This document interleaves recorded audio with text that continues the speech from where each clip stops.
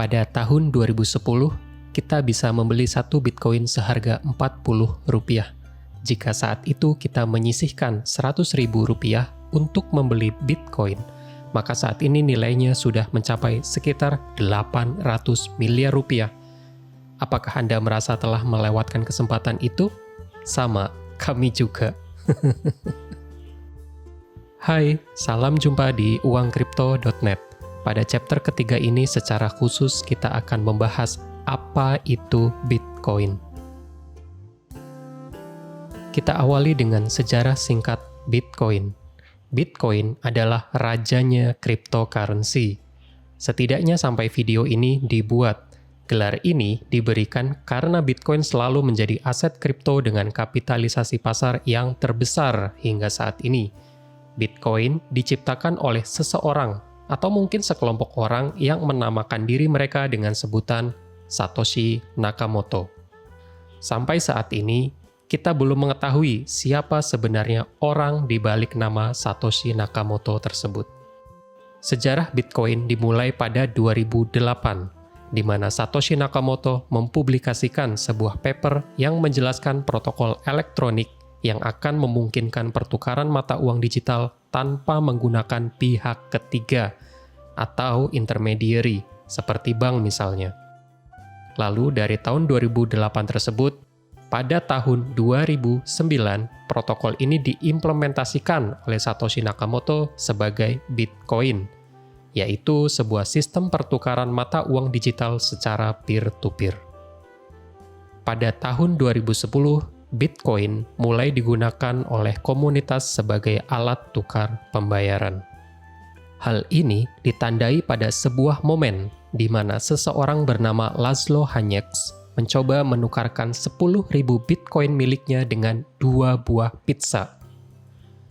Dalam postingan tersebut, Laszlo menyampaikan bahwa saya akan membayar 10.000 Bitcoin untuk a couple of pizzas, atau 2 buah pizza. Laszlo memposting niatnya tersebut pada 18 Mei 2010, dan pertukaran Bitcoin dengan pizza terjadi pada 22 Mei 2010. Sejak saat itu, setiap tanggal 22 Mei diperingati sebagai Pizza Day bagi komunitas Bitcoin. Kira-kira si Laszlo nyesel nggak ya udah nukerin 10.000 Bitcoin dengan 2 buah pizza aja?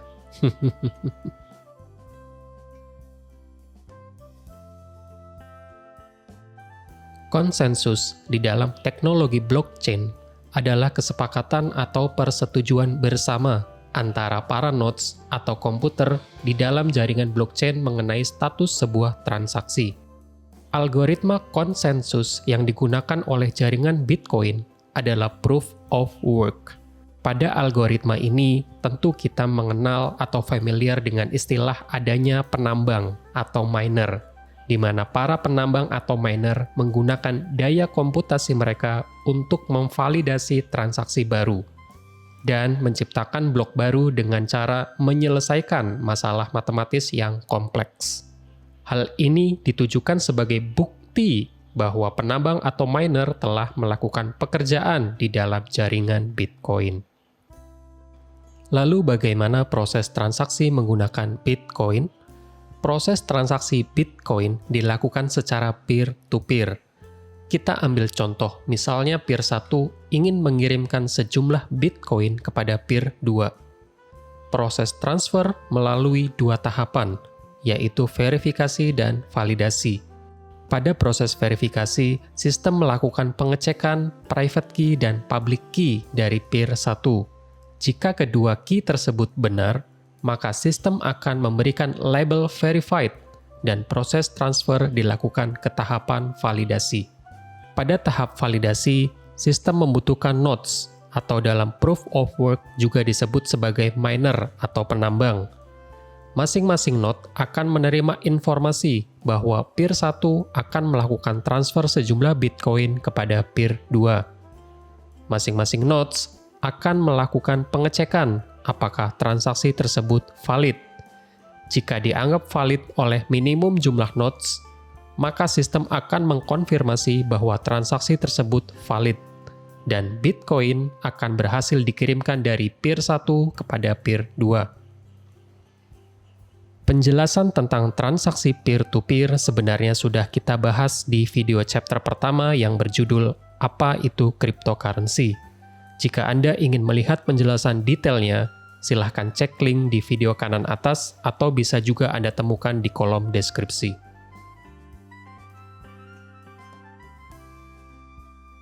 Ada beberapa cara untuk mendapatkan Bitcoin. Yang pertama adalah Anda bisa melakukan pembelian secara langsung, lalu ada juga faucet atau reward, kemudian ada mining atau menambang, dan yang terakhir ada menjual produk atau jasa. Kita coba bahas singkat ya. Pembelian langsung Bitcoin dapat dilakukan pada crypto exchanger, di mana crypto exchanger sendiri terbagi menjadi dua, yaitu decentralized exchange dan centralized exchange. Secara spesifik, kita akan membahas lebih detail mengenai decentralized exchange dan centralized exchange pada chapter berikutnya. Lalu ada faucet atau rewards. Kita akan mendapatkan imbalan berupa Bitcoin setelah melakukan tugas tertentu. Misalnya, kita bisa nonton video iklan lalu kita dibayar dengan Bitcoin, atau ada juga yang melakukan aktivitas marketing. Rewards dari aktivitas marketing juga sering disebut sebagai airdrops. Berikutnya adalah mining atau menambang, yaitu menyediakan resources berupa komputer atau alat mining dan bertugas membuat blok baru serta memvalidasi transaksi, seperti yang sudah kita bahas pada proses transaksi Bitcoin. Lalu ada menjual produk atau jasa. Ini mirip seperti bisnis pada umumnya, di mana alat pembayarannya berbeda, yang biasanya menggunakan fiat, kini bisa dibayar dengan Bitcoin. Dalam beberapa tahun terakhir, El Salvador sering kali masuk dalam headline berita karena menjadi negara yang sangat terbuka terhadap cryptocurrency. Kondisi ini tidak lepas dari sosok penting Presiden El Salvador, yaitu Nayib Armando Bukele Ortez. Dari akun Twitternya, Presiden Nayib mengumumkan akan membeli 1 Bitcoin setiap harinya. Proses pembelian ini dimulai pada 18 November 2022.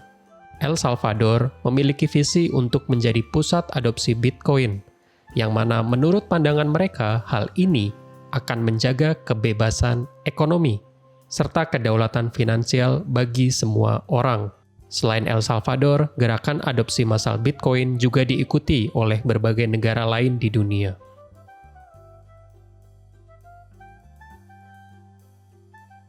Meskipun harga Bitcoin cukup fluktuatif, namun nyatanya jumlah ATM Bitcoin terus meningkat dari waktu ke waktu.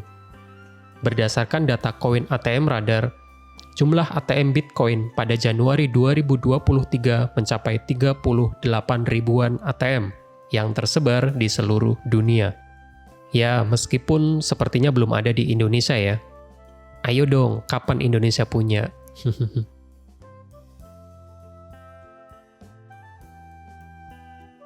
Sebelum Anda memutuskan berinvestasi di Bitcoin, pengetahuan dasar tentang Bitcoin halving akan sangat penting untuk Anda ketahui. Bitcoin halving adalah mengurangi setengah dari jumlah Bitcoin reward yang diberikan saat berhasil menambang blok baru. Bitcoin halving terjadi setelah miner berhasil menambang 210.000 blok baru, di mana kondisi ini biasanya terjadi dalam kurun waktu 4 tahun. Bitcoin halving pertama kali terjadi pada 2012, kemudian dilanjutkan pada 2016 dan 2020. Bitcoin halving berikutnya diprediksi akan terjadi pada 2024. Berikut ini adalah chart harga Bitcoin dan jumlah reward untuk setiap blok baru yang berhasil ditambang. Sebelum halving pada 2012, reward yang diberikan kepada miner setelah berhasil membuat blok baru adalah 50 Bitcoin per blok. Lalu setelah halving, reward yang diberikan berkurang setengahnya, yaitu menjadi 25 Bitcoin untuk setiap blok baru yang berhasil dibuat. Kemudian setelah halving kedua pada 2016, reward Bitcoin kembali berkurang setengahnya menjadi 12,5 Bitcoin per blok. Dan setelah Bitcoin halving pada 2020, reward yang didapatkan hanya 6,25 Bitcoin. Jika kita perhatikan, semakin kecil jumlah reward akan mengakibatkan Bitcoin baru semakin sulit untuk didapatkan. Hal ini pada akhirnya memicu harga Bitcoin relatif bergerak naik, seiring dengan meningkatnya permintaan atau minat para investor terhadap Bitcoin.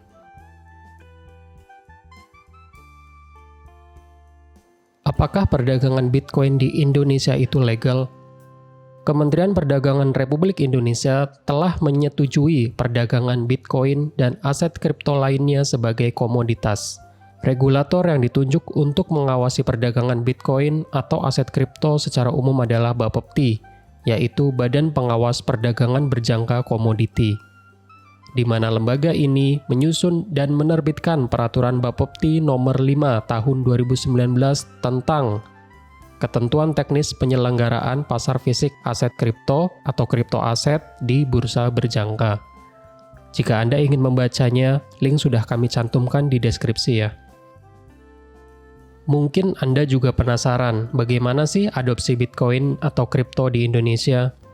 Menurut data dari AAA, pada Januari 2023, Indonesia menempati posisi ke-9 dunia dengan jumlah pengguna kripto mencapai lebih dari 11 juta pengguna atau sekitar 4,3% dari total populasi Indonesia saat ini. Wow, menarik ya. Semoga kedepannya minat masyarakat Indonesia tidak hanya melihat kripto dari kacamata investasi saja, melainkan juga mulai membangun proyek-proyek yang berkaitan dengan kripto maupun Web3. Sebelum Anda memutuskan berinvestasi di Bitcoin atau cryptocurrency lainnya, pastikan Anda sudah mempelajari dan memahami resikonya. Sebagaimana kita ketahui, Bitcoin merupakan aset yang volatil. Artinya, nilainya dapat naik dan turun dalam waktu singkat. Meskipun demikian, dalam beberapa tahun terakhir ini, volatilitas Bitcoin cenderung menurun. Hal ini dikarenakan kapitalisasi pasar Bitcoin yang semakin besar. Tentunya, ini membuat market maker sekalipun akan sulit mengatur harga Bitcoin. Ini menjadi nilai positif di mana Bitcoin akan semakin terdesentralisasi. Berinvestasi di Bitcoin harus dilakukan dengan hati-hati dan membutuhkan pemahaman yang mendalam. Perlu diingat bahwa investasi yang cerdas adalah investasi yang selalu mempertimbangkan resiko dan potensi keuntungan, serta yang paling penting adalah tidak melebihi kemampuan finansial Anda. Demikian pembahasan kita tentang apa itu Bitcoin. Sebagai informasi, jika Anda ingin mengakses seluruh chapter dari video dasar-dasar cryptocurrency, link video sudah kami cantumkan di deskripsi. Pada chapter berikutnya, kita akan membahas di mana kita bisa menjual dan membeli aset kripto, yaitu centralized exchange dan decentralized exchange. Sebelum pamit, jika Anda suka dengan video ini, jangan lupa like, share, dan subscribe ya. See you!